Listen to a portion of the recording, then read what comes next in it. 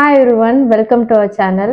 இன்னைக்கு நம்ம பார்க்க போகிற பாட்காஸ்ட் வந்து ரீசண்டாக ஹைதராபாத்தில் நடந்த ஃபுட் ரெய்டை பற்றி தான் இன்னைக்கு நம்ம பார்க்க போகிறோம். ஸோ அந்த ஹைதராபாத் ரெய்ட் மூலமாக நடந்த அவுட்கம் அண்ட் நம்ம எவ்வளோ தூரம் வந்து ப்ரிகாஷியஸாக இனிமேல் நம்ம இருக்கணும் அப்படின்றத இந்த வீடியோவில் நம்ம பார்க்கலாம்.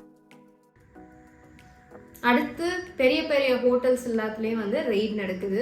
ஸோ இப்போ அதோடைய ரிப்போர்ட் என்ன அப்படின்றத பார்ப்போம் ஒவ்வொன்றா.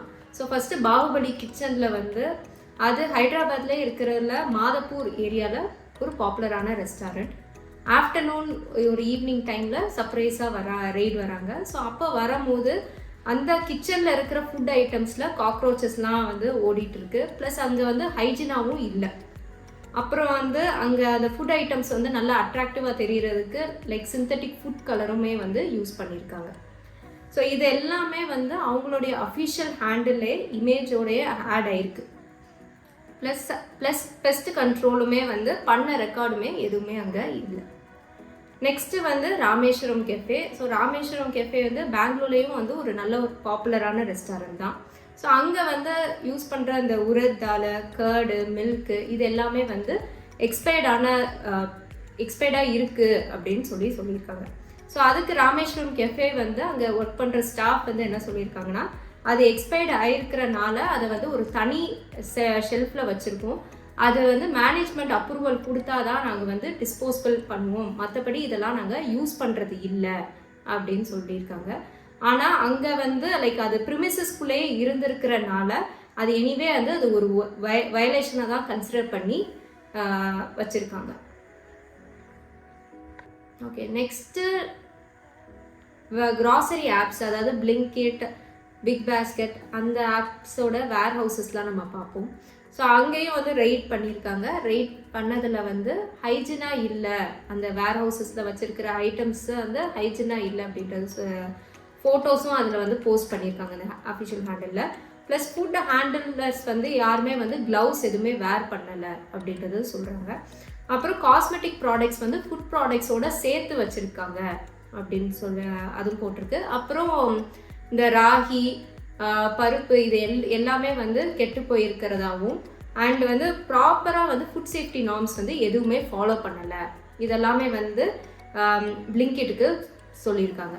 நெக்ஸ்ட்டு அடுத்து அப்படியே பார்த்தோன்னா பிக் பாஸ்கெட்டில் வந்து சிக்கன் மசாலா, சிக்கன் சாசேஜ், அப்புறம் ஃப்ரோசன் ஐட்டம்ஸ், இந்த வேறு அந்த பன்னீர், ஐஸ்கிரீம் இது எல்லாமே வந்து எக்ஸ்பைர்டாக இருக்குது அப்படின்றது சொல்கிறாங்க.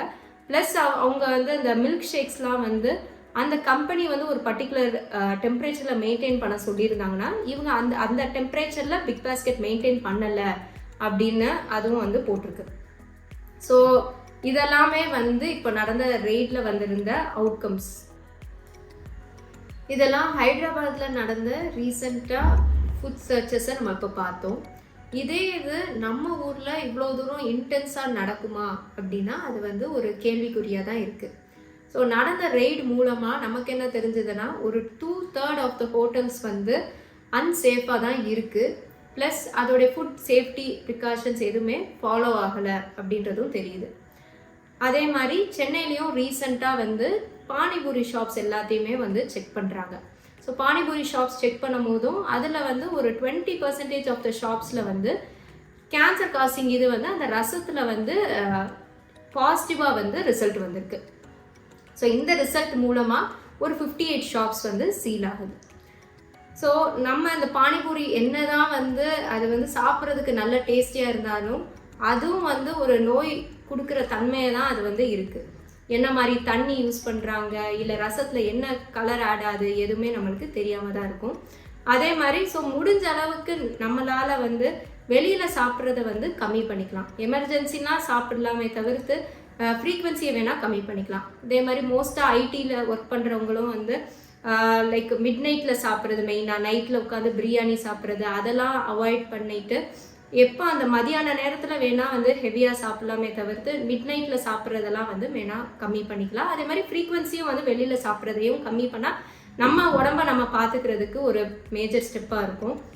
அதே மாதிரி கிராசரிஸ் எது வாங்குறதா இருந்தாலுமே வெளியில் போய் நம்ம போய் வாங்குறது தான் வந்து ரொம்ப கரெக்ட். ஏன்னா வந்து அந்த அங்கே எப்படி வச்சுருப்பாங்க இல்லை என்ன மாதிரி ப்ராடக்ட்ஸ் எதுவுமே நம்மளுக்கு தெரியாது.